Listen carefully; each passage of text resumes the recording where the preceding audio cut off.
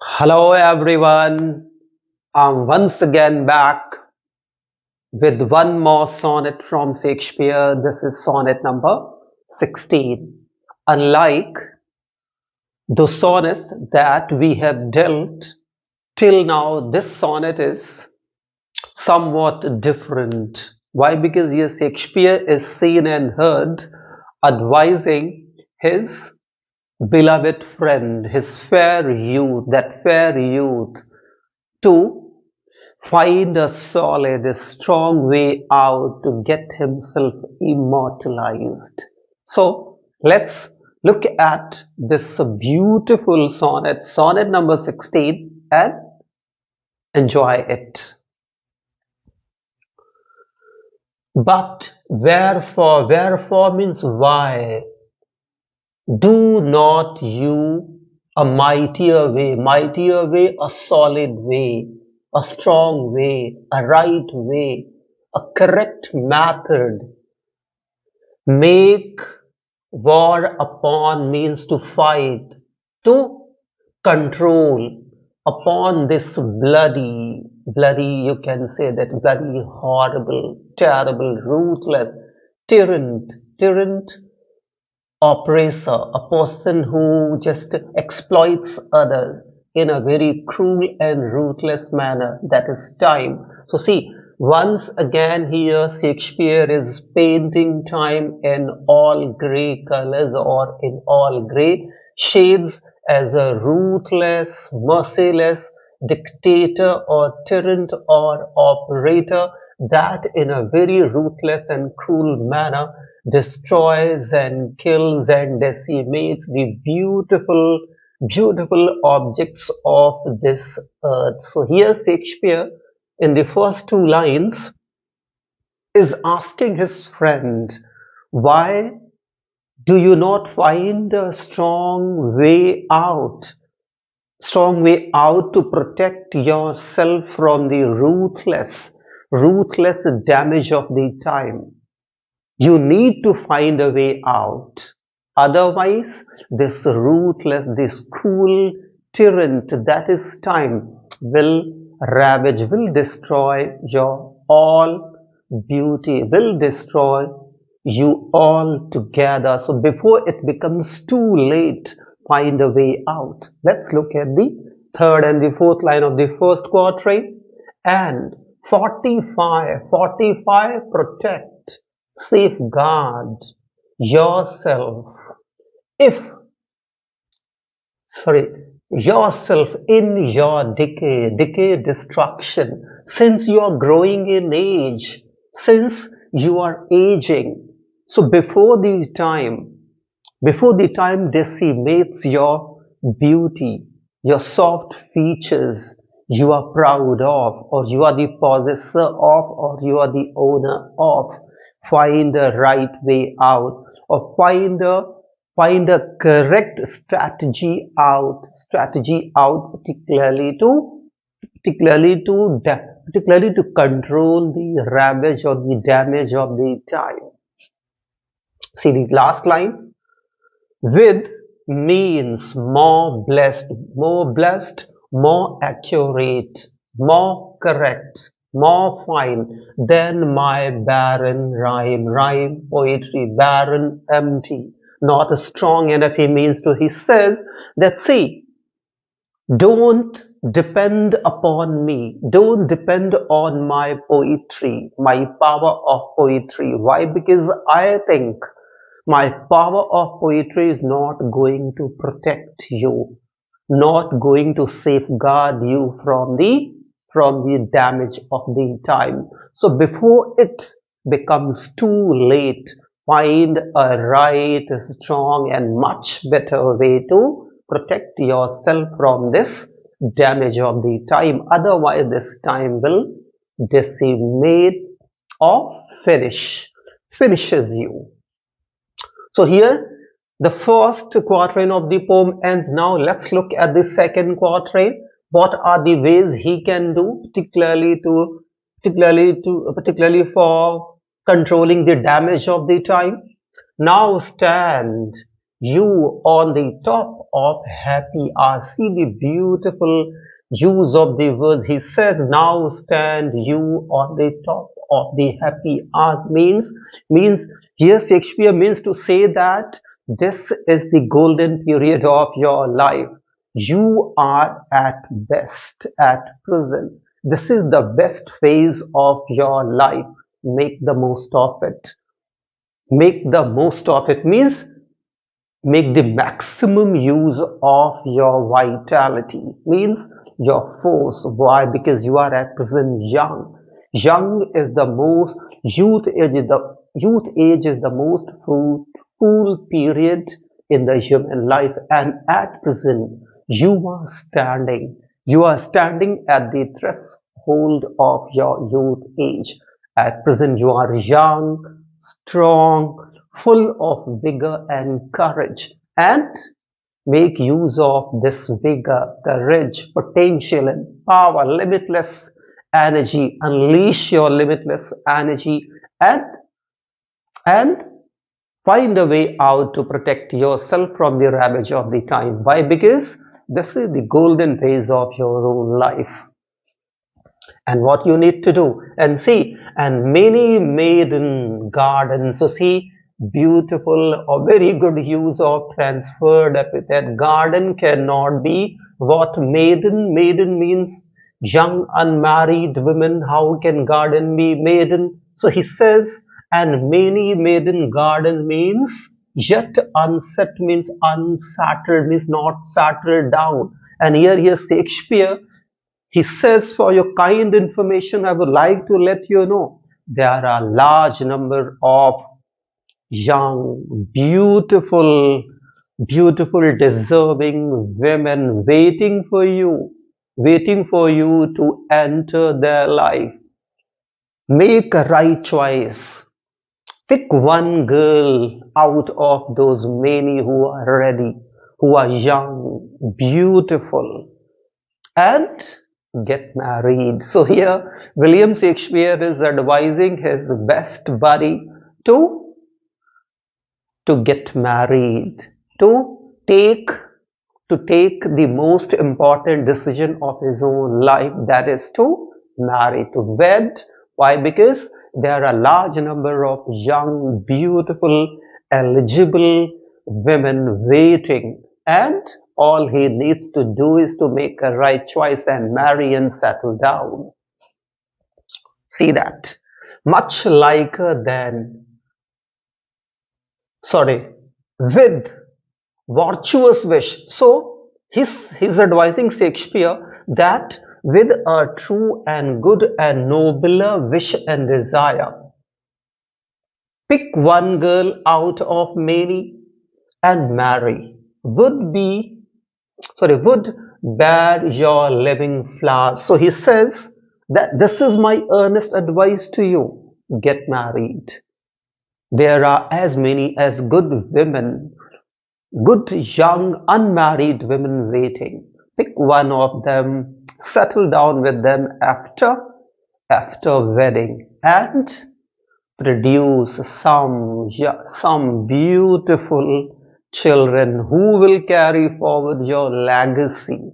And even after death, you will be survived by your young generation, by your children, your kids. And that's why I'm advising you to settle down and marry.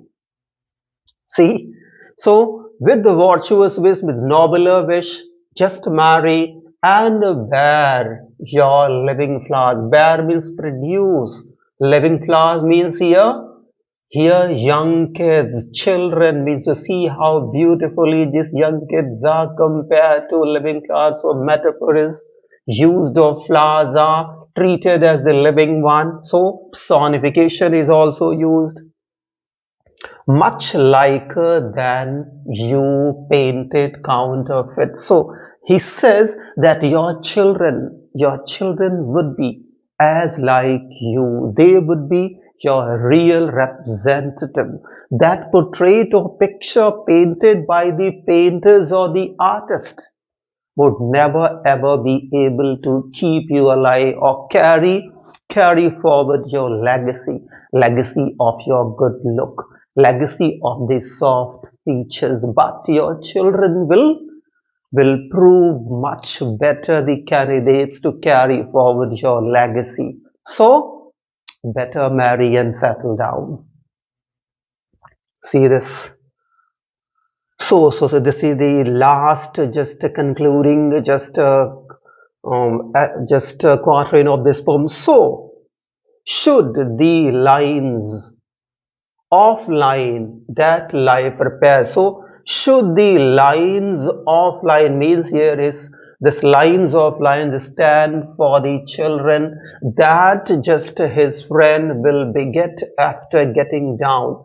And these lines of lines means these moving pictures. His children will be the moving pictures that life repair, that they will repair the damage that the time is causing to his young beloved friend, which this time's pencil. So see here, time is again imagined or personified as a as a painter, you can say, or as an artist with a pencil in his hand, what bringing the just a fine lines of the old age or the wrinkles on the very face of his beloved friend, or my pupil pen, or his immature poetry.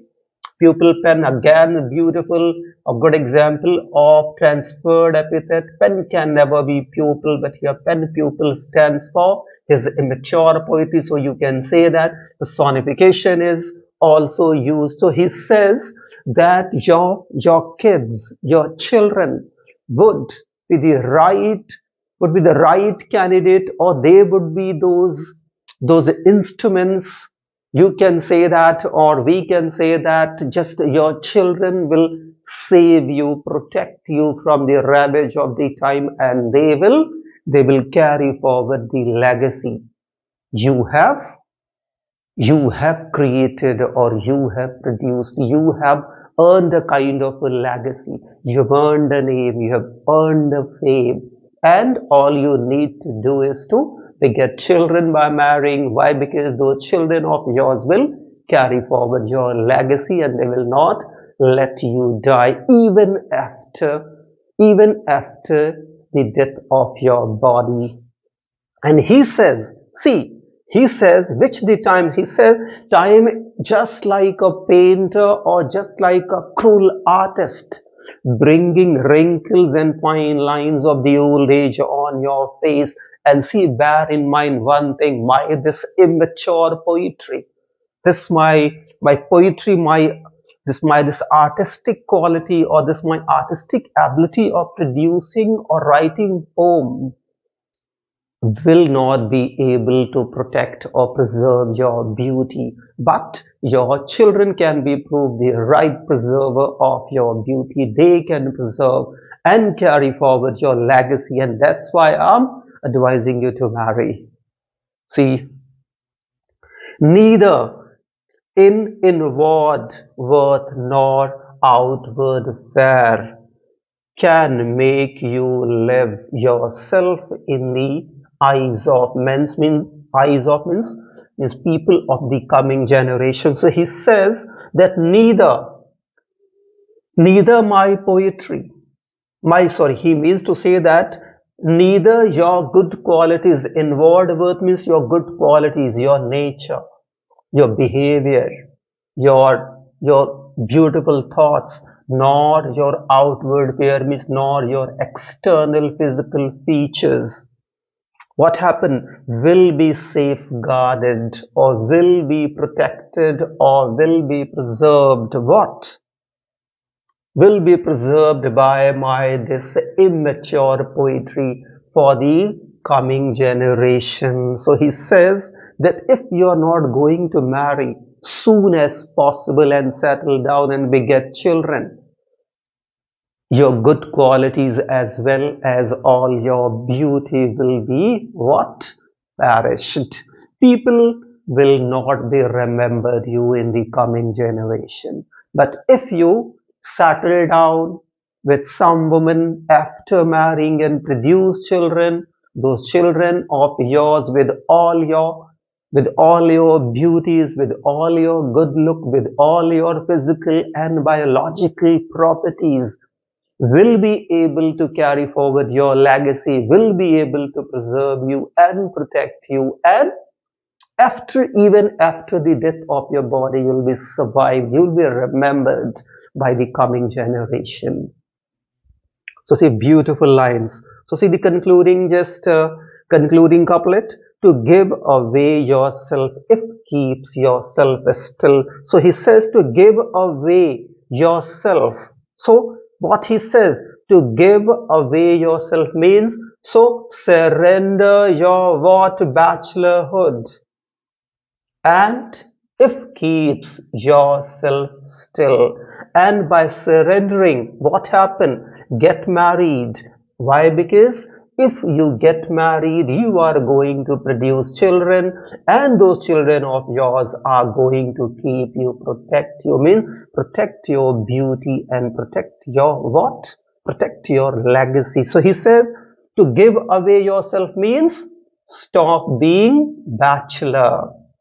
Give up your bachelorhood, surrender your bachelorhood, and marry. If you marry, you are going to preserve yourself. How? By producing children. Why? Because your children will be your true Xerox copies, and in them you can preserve your beauty and you can preserve yourself. They will be your true reflection. And in this way, even after death, you will be survived. You will be remembered. See what a nice way Shakespeare has found, particularly to immortalize the beauty of his own friends. See the last. And you must live, drawn by your own sweet skill, all because of your own what? Children. Drawn by your own sweet skill means because of producing beautiful children or kids. Those children of yours, with the union of your own just a beloved wife, will keep alive your memory, will preserve your beauty, will preserve you in the eyes of the upcoming generation. And in this way, being dead, you will be alive in the eyes of the coming generation. So see how beautifully Shakespeare has described or found a way, how nice way Shakespeare has found to immortalize the beauty of his own friend, or to preserve his friend, particularly in the in the in the upcoming years. And how Shakespeare is here advising his friend to marry and settle down and produce children. So I hope, my dear learners, this explanation of mine will definitely help you understand this poem. Provided that you find some complication, do feel absolutely free to write below in the comment box, and I'm here all the time to help you out and resolve your problems. That's it in this video.